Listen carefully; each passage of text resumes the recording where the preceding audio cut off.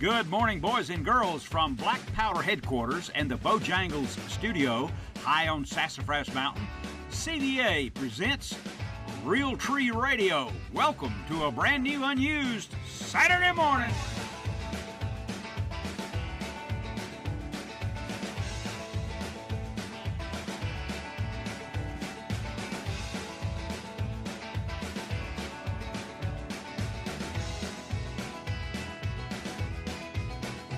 Good morning, boys and girls, from Black Powder headquarters high in the North Georgia mountains and the Bojangles studio.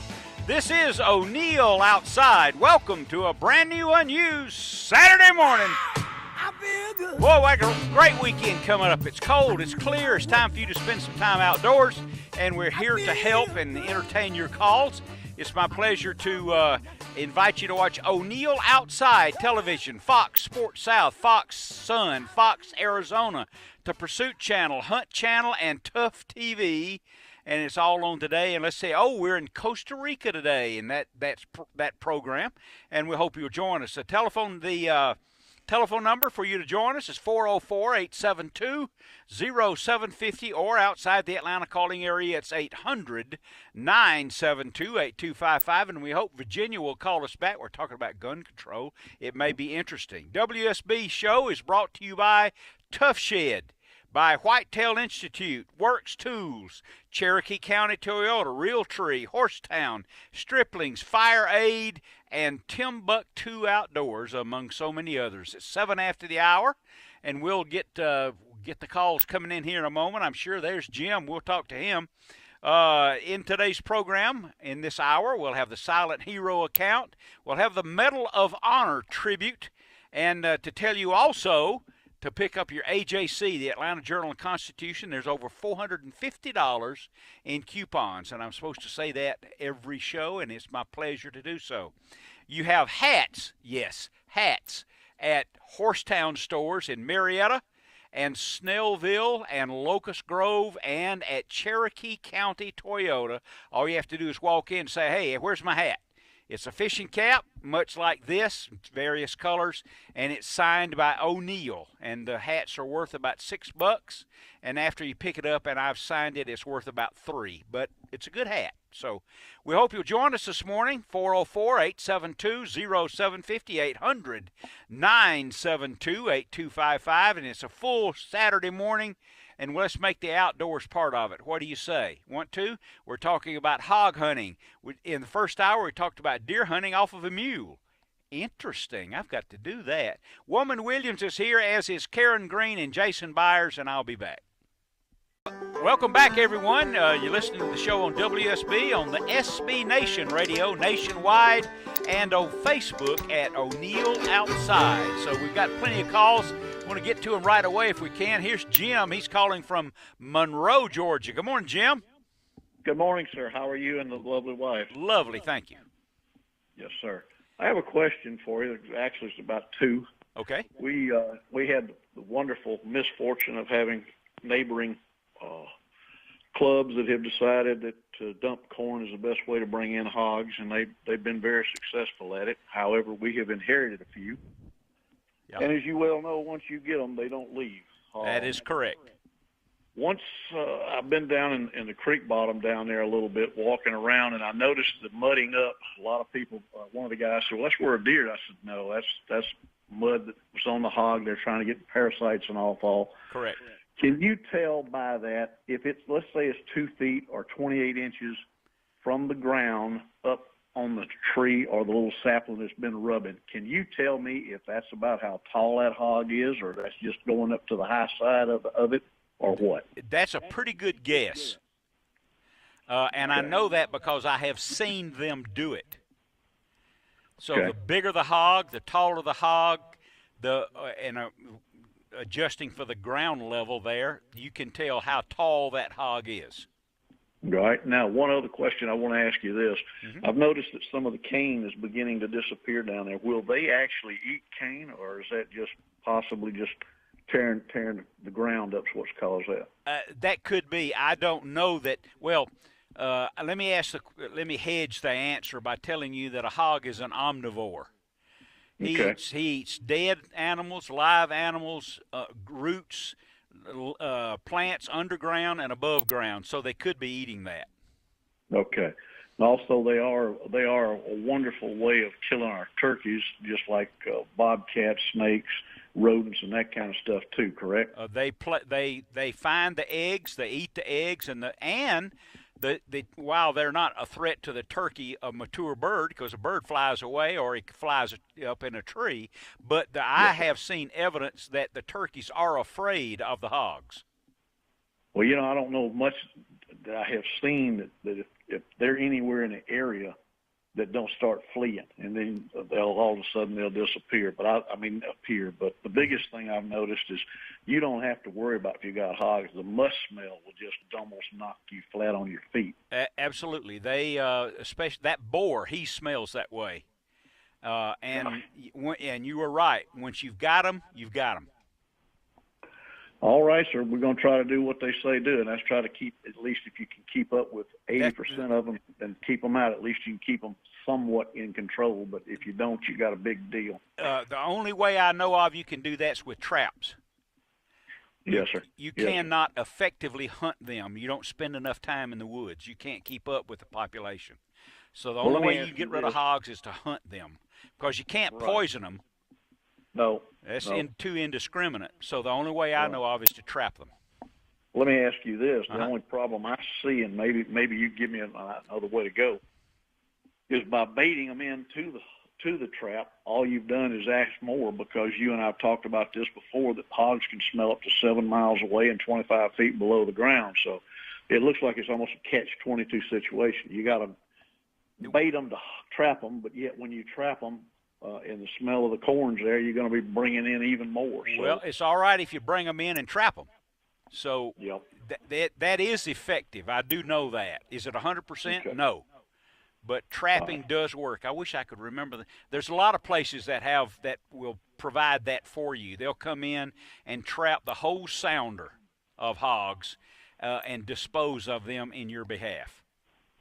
And I remember a long time ago that you were hog hunting, and the guy you were with picked up a shoal and shook it, and y'all had all kind of them just come and slap to you.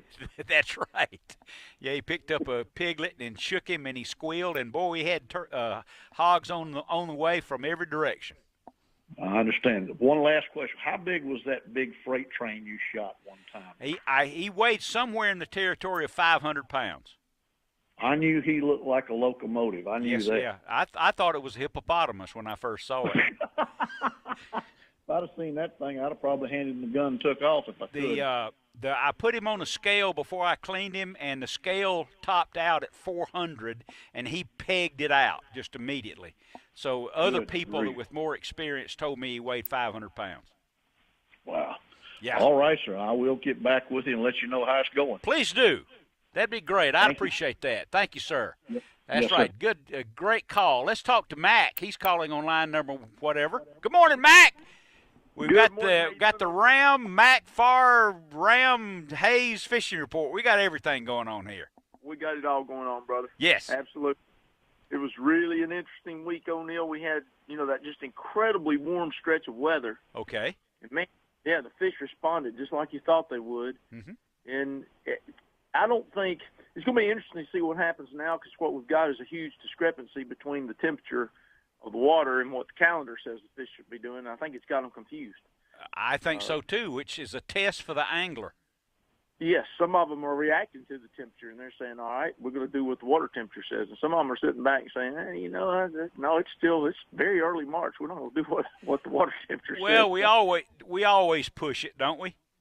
We do. That's and good. What you're going to get, I think, just be aware, a lot of movement, places where you caught fish last week, maybe you don't catch them this week because you had a pretty good cold front come through. Mm-hmm. Water temperatures didn't cool off that much. They cooled off some.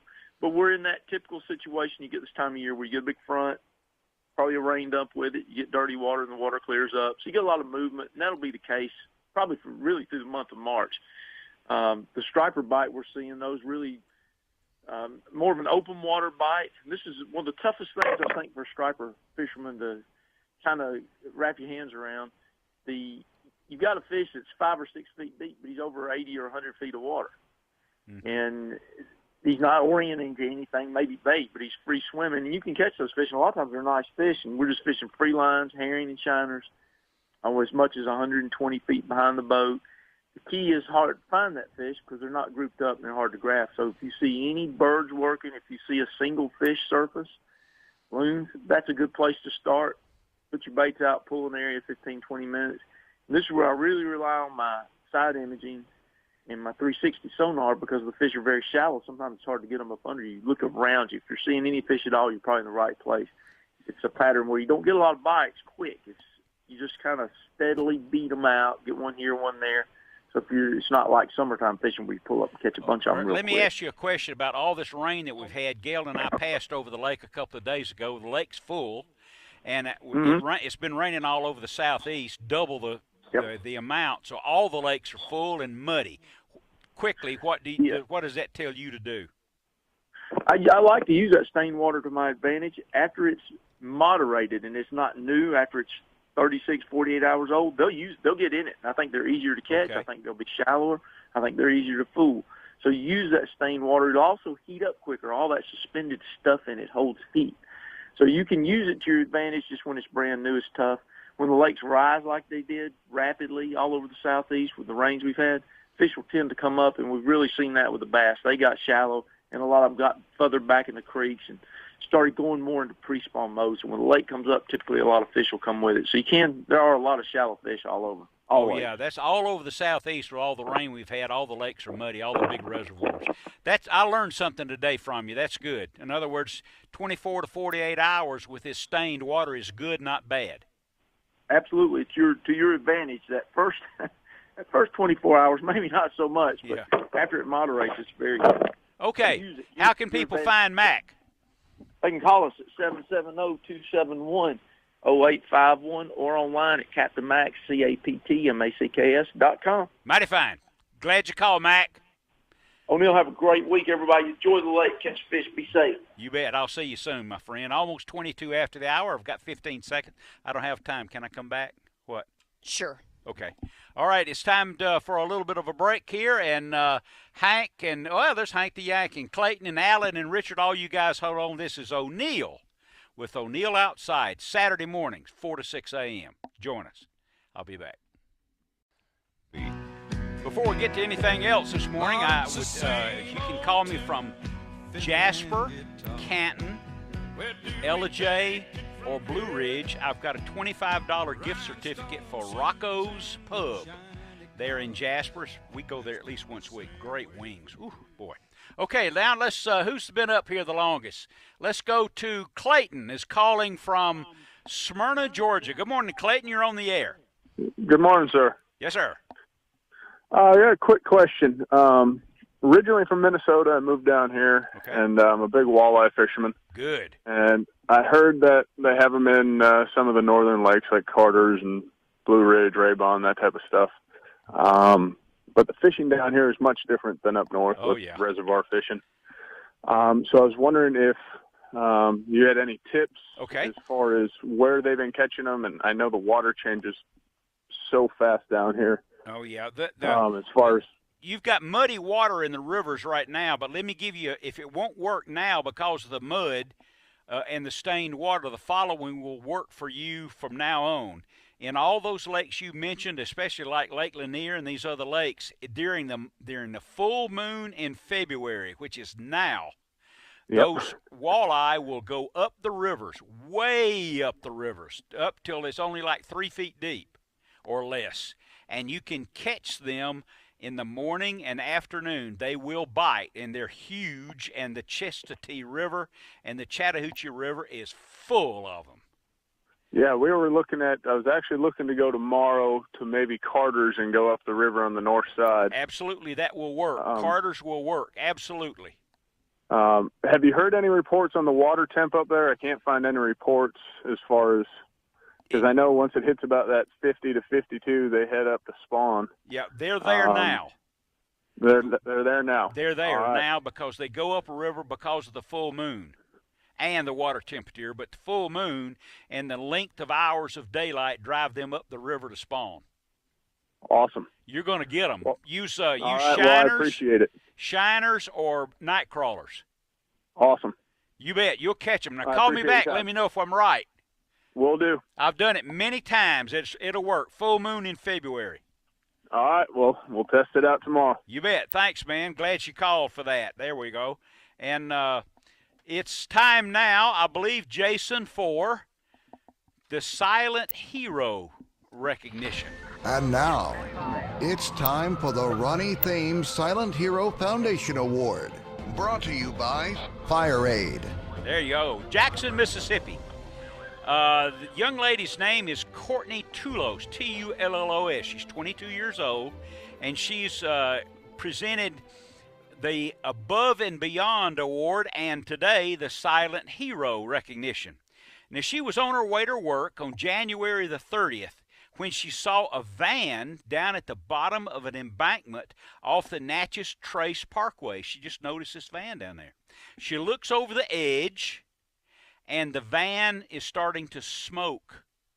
So she dashes down the hill, and just before the van burst into flames, she reached in and got James Clayton, and she drug him out of the van, and he's handicapped.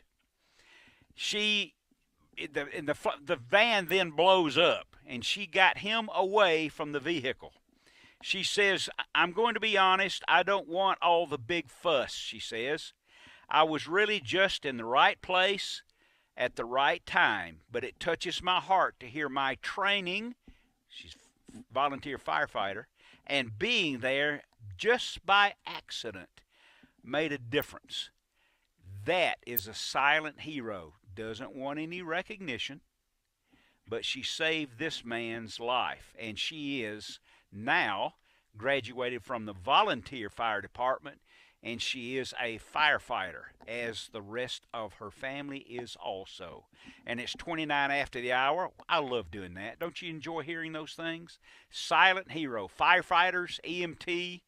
I get a big kick out of it. And you can go to the internet, and you can find those stories of those silent heroes. That's where I get them, and they're the Ronnie Thames Foundation Silent Hero Recognition, and that's what we do here for that.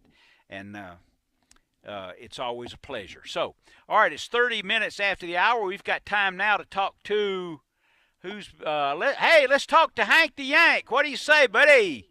My man, how are you? The first caller got your hometown this morning. I wonder how. It couldn't be from my deep southern roots, could it? That's it. I don't understand how they got that. You know, I did grow up in the South, you know. I was, honestly, all kidding aside. Yeah? I grew up in South Brooklyn. Yeah. Riding your bike to the beach so you could go fishing, huh? Yes, all the time, man. Start an entrance in New York Harbor. Well, listen. Yes. I want to first, before we get started, I just want to put a shout out there. The fly fishing community lost a diamond last night in a lady by the name of Deb Bowen. Deb Bowen was one of North Georgia's premier fly fishing women who actually was part of the Georgia Women Fly Fishers. She was a guide up in the Soquel River and many of the pay and play streams. She also happens to be the sister of Andy Bowen from Cohutta Fishing Company, and we lost her last night to cancer. And so I just wanted to put a shout out there to her because she's going to be very well missed in the fly fishing community. I'm sure. Just a shame. Anyway, how'd your tournament turn out last week? Fantastic. We had 32 boats, 4 kayaks, 51 fish measured, released. Caught, measured, and released. And believe it or not, the winner of the first Southern Striper tournament, the first Southern Striper Open, was Jimmy Harris and David Dockery from Unicoi Outfitters. Oh, how about that? So yeah, Jimmy came on down with his boat, the Blind Squirrel, and they weighed in 3 stripers and took home first place. Lovely. So it was really a great tournament, and guys are already talking about it, and I'm reading about people, from other far and wide around the South that want to come down and participate for a good cause next year. So it was really a good first tournament. The guys at Alpharetta Outfitters just did a fantastic job on that. So fantastic. That's great. Glad to hear that. Yeah, it was really exciting. So let me tell you really quickly before I get off of, if you're a striper angler and you want to catch a fish on a fly rod right now, we're kind of in a transition period because these fish with the water temp going up and then going down again, and so the fish are a little confused, and we've had a lot of rain and the water's stained, and so there's going to be fish in a lot of different places. So you can't cover the whole lake. It's just impossible right now to do that. But if I was fly fishing for stripers over the next week, I would plan my trip on an overcast day. Those fish are really dialed in to the threadfin shad, and on an overcast day, you can get these fish. The shad will come up to the surface and feed be up on the top near the surface, and the striper will be right behind them. There's still a ton of seagulls and terns, especially those little Bonaparte terns on the lake, and those are the ones you really want to look for. You're not so concerned with the big gulls, but you are with those little Bonaparte gulls, the terns rather. That's going to be the giveaway. If you see them diving on the water, you can go up there. You've got to throw a small fly, something in that 2 to 3 inch range. They're not on very big shad right now. It's an early and late kind of a thing. It might happen anywhere from first light till around 10 in the morning, and then it'll happen again somewhere between 3:30 and 6 o'clock in the afternoon. But if you can get an overcast, light wind day, even if it's a little drizzly, it would not hurt. That's going to really be your best conditions, because these fish are staging to make their run up north to do their spawning run. And while some of them are still shallow because they're confused about the time period and what's going on with the water temp, a lot of fish are starting to get out of the mouths of the creeks, and they're going to start being very secretive and they're going to be in very deep water, but they're going to be just under the surface, 3 to 5 feet down, and they're really hard to find. So for guys like Mac that are trolling umbrella rigs, it's a great way to do it. But for the fly guys, it becomes kind of a difficult period over the next few weeks. I want to show this to the audience on the television. This would be a great idea for the people who aren't fly guys, but they want to deliver that small bait, okay? A fly. It's something called a thunder chicken. I've got it on the screen right now. That's Mark Noble's. Mark Noble's bait. Wouldn't that be a good idea to use to cast the tiny little bait that's necessary to make these fish bite? Positively. You take that thunder chicken and put a leader of probably 2 feet behind it, maybe 12-pound test, and then put on a little something else fly behind it, or a small clouser minnow, or for those that can't get to a fly fishing shop, then maybe even like a little ice fly that they sell at Hammond's and whatnot, although Hammond's has the something else's as well. But yeah, that would be the way to deliver that small fly. I think that's a great tip for everybody out there tonight. And you can get that on the look up on the Thunder Chicken on the internet. It's under best casting bubble or best casting float. That's best casting float. It's called a Thunder Chicken. I've never seen anything it's patented. The Thunder Chicken is. You can't copy it. If you can't afford to buy one, you can wait till next week's prize package and win another one. Precisely. You're the greatest, man. All right, buddy. Have a great weekend. We'll speak to you all next week. We will do that. Good. You be safe yourself. 404-872-0750, 800-972-8255. Nicole and Alan and Richard, I'll get to you guys in a moment. I promise I don't have time before the next break. This is ONeill Outside, Saturday mornings, 4 a.m. to 6 a.m. on the SB, the Sports Broadcast Nation Radio, WSB, and on ONeill Outside on the Facebook page. Woman Williams operates that, among so many other things. It takes a lot of people. We have studios in Peachtree City, Georgia, and WSB Radio, and here on the mountain in the little cabin that Gail and I live in for the last couple of years. And so I appreciate you joining us. It's time for me to get out of here for a break, and the rest of you guys hold on. I promise I'll be back, and that's a threat too, I guess. You act proud, and I'll act prouder. You sing loud, and I'll sing louder. Now that's a really, well, I know it's not on Facebook, but we got some great bumper music this morning. It's 40 minutes after the hour. We want to get to all the calls if we can. First of all, let's go to Richard. He's on the SB Nation Radio out of West Virginia. Good morning, Richard. Yes, I am. Do you happen to know how Hank the Yank got his nickname, Hank the Yank? Well, his name is Henry, is Hank, and he's from Brooklyn, so it's Hank the Yank. Takes care of that. That was easy there. You know, just one thing I called about punching a shark, but I just want to say, because I heard you talking to that one woman about guns, and you say guns aren't the problem. Right. Just one thing I just want to say about that. I wouldn't really know. I've never had a gun.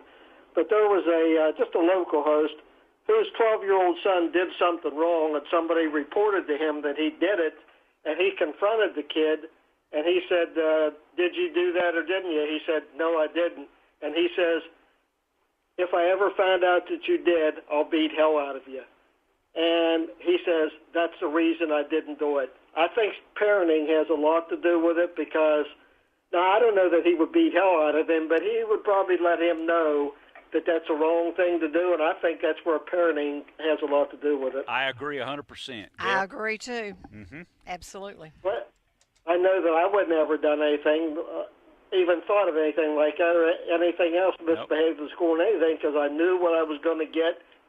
I knew the teachers would take care of it. When I got home, it would be even worse. That's why I didn't do it.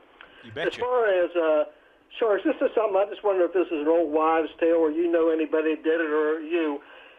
I've heard that when a shark, and it can't be a great white, it must be like a mako or one of those smaller ones. If you can see, if you're in the water and you can see one coming at you, I don't know if it's underwater or on top of the water or what, if you've ever heard this, they'll say all you have to do is punch it in the nose, and that will discourage it from attacking you. You know. Well, anytime you put the hands on one, it would detract, but not enough to save your life. If you were to be bitten by one and he wouldn't let go, if you had you by the leg or something in the surf, the best thing for you to do is stick your fingers in his eyes. He will let you go. If your fingers are in his eyes, he will release you. Oh, okay. When they have that be it, they'd have to have hold of you, and all you got to do is stick your fingers in his eyes? Yes, that's what I understand, but I have no experience doing that. Yeah, because I heard somebody else say all you got to do is punch it in the nose, and that'll discourage it right there. I've heard that, but you're more likely to be struck by lightning walking on the beach. All right. Thanks, ONeill. You bet. I'm glad you called, Richard. It's always good to see your name there. All right, let's see. It's 43 after the hour. Who's next? Let's go for Alan is calling from Lilburn, Georgia on ONeill Outside Radio. Good morning, Alan. Good morning, ONeill, Miss Gail. Hey. Just wanted to call in because since 4 o'clock I've been trying to figure out if I'm listening to ONeill Outdoors or Abbott and Costello. It's close. I'm going to tell you what's going on. Uh-oh. You really want to know? Yes. I've got a bad knee. I had a cortisone shot yesterday, and I'm wired. Uh-oh. Oh. I can't sleep.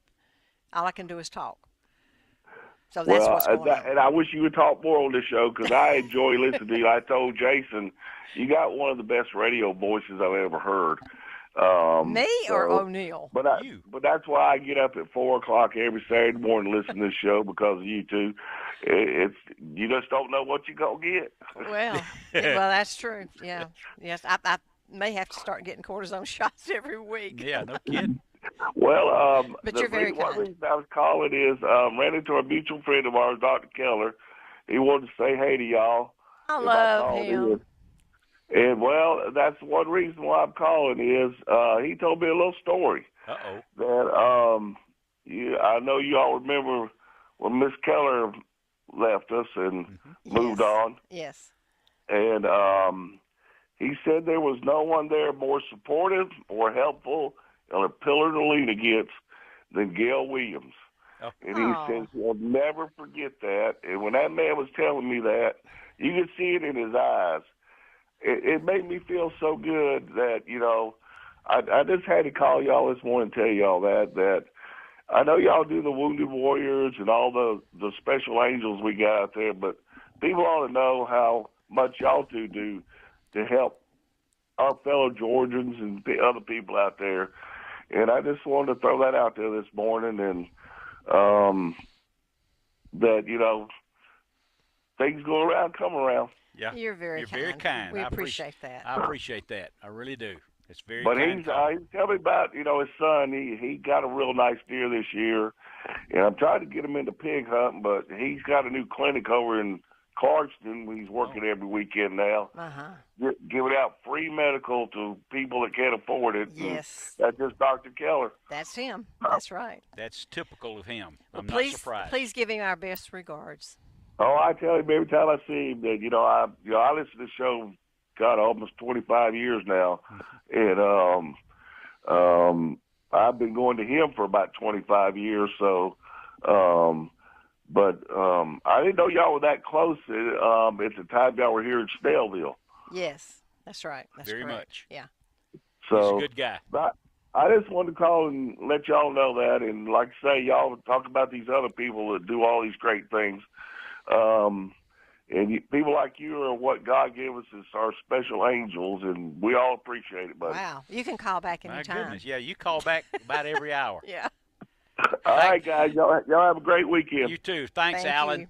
It's 47 after the hour already. Here's a real special caller. Nicole is calling from Griffin. Good morning, Nicole. Mr. ONeill. Yes. Hello to the missus. Hello. Thank you very It's much. nice to hear from you. When we used to travel, and every Saturday when we left the station, and you always called Walter, I presume that you still do, and we always enjoyed that. Yeah, still do. This morning I'd like to talk about a Mr. Army, PFC, Mr. Lamar Eugene Newman. His remains was found, and it was a Korean War, KIA, and it flew from the airport, and I was lucky enough to be alongside the road with all those blue lights, and it was from one town to the other. There was a lot of sheriff from different counties, and he came back from the Korea War. He was injured. When he got better, he went back again, and his remains just got found. And I was just so proud to see it. And the Patriot Rider, Patriot Guard Rider was there too. And it just takes a lot of courage for us to have a better life now. They were so courageous. His name was Mr. Lamar Eugene Newman. And it happened in 1950. Imagine that. Did he receive the Medal of Honor? He received 2 Purple Hearts. And the casket was open with uniform and those 2 Purple Hearts. And the casket had a flag on it. Yeah. And it was really touching. Yes, very much. It happened before I was born, because I was born in 1957. So those men have a lot of courage. Yes. Oh, absolutely. And here we are still talking about it. So he still lives in memory. Exactly. Glad you called, Nicole. It's good to hear from you. Yes, indeed. Same here. Thank you. Good day. Have a great weekend. I know she'll be talking to Walter, won't she? I bet she'll be talking to Walter. It's 49 after the hour, and we'll have Mike Hayes in a few minutes. But first of all, I'm about a minute early, but let's go a minute and a half early. But if we can, we'll go ahead and roll in for the Medal of Honor tribute. Honor, courage, and strength of character. These qualities are embodied by the recipients of the Medal of Honor.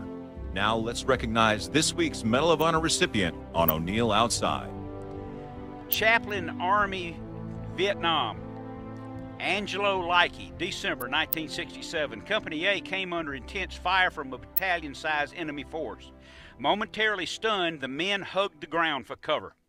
Observing 2 wounded men, Chaplain Likey placed himself between the enemy and those wounded men. When there was a brief pause in the fighting, he dragged them to safety. In a magnificent display of courage and leadership, Captain Likey began moving upright through the enemy fire, administering the last rites to the dying and evacuating the wounded. Noticing another trapped and seriously wounded man, Captain Likey crawled to his aid. Realizing that the wounded man was too heavy to carry, he rolled on his back, placed the man on his chest, and through sheer determination and fortitude, he crawled back to the landing zone using his elbows and heels to push himself along. On several occasions, Captain Leakey stood up in the face of the hostile fire and personally directed the medevac helicopters into and out of the landing area. On the morning of 7 December 67, it was discovered that painful wounds in the neck and foot, Captain Leakey had personally saved over 20 men. 20 men. 20 men. Absolutely. 20 lives. You can look up, if you'll go to ONeilloutside.com, there's a special place on the home page. If you like, you can read about the Medal of Honor recipients. And it is inspiring, just like that. Chaplain Angelo Leakey, and he was awarded the Medal of Honor from Vietnam. Action occurring in 1967. I love it when we do all of them, but because of our age, yes, the Vietnam one's really that was in touched me. 1967. I did not go to Vietnam. You were very fortunate. Yes, I was very fortunate not to have to go. I was called up, but my father died when I was 6 weeks old. He was an Army Air Corps pilot. And his death when I was 6 weeks old preempted me from serving because I'm the sole surviving son. Unless it had been a national emergency. Yes. I mean, they'd have to be marching down Pennsylvania Avenue before they call me. I don't know about that. Well, something like that. That's what I've said. You need to get a new saying. It's 52 after the hour. We're going to go to a break here in a moment. We'll hear from Mike Hayes. Yes, ma'am. You got something from Facebook? Yeah, catfishing any good at the spillways this time of year? Well, it's just getting started. That's right. Okay. Catfish he's more of a summertime critter, but out of all the places to get catfish this time of year, it would be at the tail race waters. Tail race waters coming out of the main lakes. It's cold, but there's always fish there. You put something good and stinky down there, and he'll bite it, okay? That's the key. He smells the water with his barbels. That's what he's doing. Those barbels drag along the bottom of the shore or the stream or the lake, and that's how he locates his food, by smell. We have another one. It's about deer baiting. I don't know if we don't have time to get to that night. Okay. We got 10 seconds before we go to the break. This is ONeill Outside, 4 a.m. to 6 a.m. every Saturday morning, and we'll be back. We appreciate you joining us this morning. We had a lot of calls and a lot of varied discussion. We do appreciate that.